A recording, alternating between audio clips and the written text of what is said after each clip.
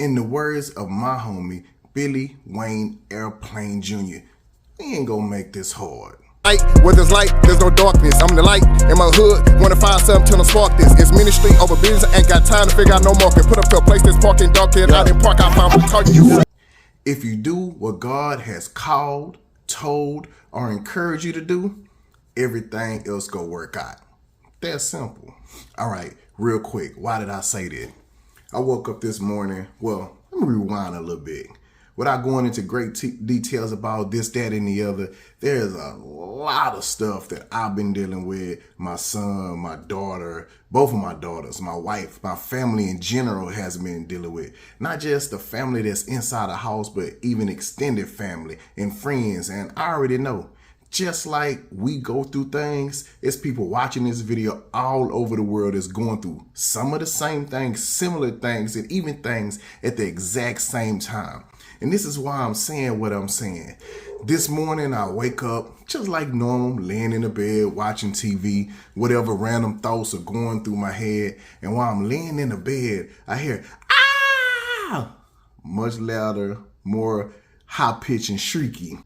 I wasn't 100% sure if that was coming from the TV or if that was coming from my daughter. So I jump up, I run out the bed. I look to see if there's anything wrong with my daughter. There was a pause, a quick silence, and then my daughter begins to say, "Daddy, I had a nightmare. Bugs were on me and bugs were all over the place. I apologize for screaming. I didn't mean to scream like that." And I was like, of course, that's okay. No big deal. Just want to make sure you were okay. And I go get back in the bed. Well, about 2-3 minutes later, as she does, she comes crawling in the bed with me. She gets in the bed. She's on her tablet. I'm watching TV, just chilling. Then I say, "Hey, would you mind getting up so I can go to the restroom?" So I get out the bed. I go use the restroom. We're not going to talk about my toilet bowl escapades. We're going to leave that right there and out of your imagination. Well, after I finish using the restroom, I come back in and I notice she's not in the bed no more. Not abnormal either. I get in the bed, pull up the covers, begin to watch TV again, but I'm hearing loud noise. I'm hearing from the living room that she's playing some music. So I'm still kind of just watching TV. I can't remember if I was scrolling through my phone. What's kind of interesting, in last night we were playing teacher and we hooked up the tablet to the TV. And ever since then, she wants to kind of be on the tablet from the TV. So that's why it's so loud. So as I'm sitting there, I'm listening to it and I'm hearing it that it's gospel music.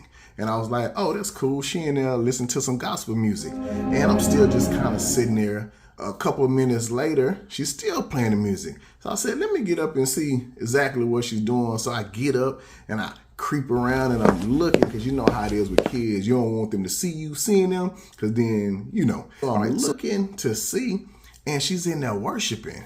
And I'm like, man, let me go in there with her. So I'm there, I sit down on the couch and I begin to worship with her.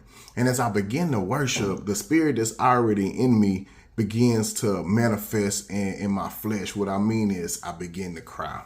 And I was just kind of thinking about the things that's been going on in my life, how heavy the situation is, the frustration, the anger, the pain. And I'm sitting here like, wow, my daughter early in the morning is in the living room worshiping. This is what I should be doing.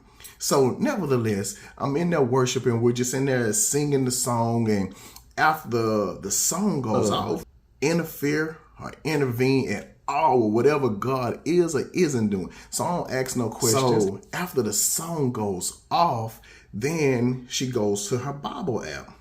And she clicks on her Bible app, and they have these different stories and different things. If you have the Bible app, you know what I mean. If not, go check it out.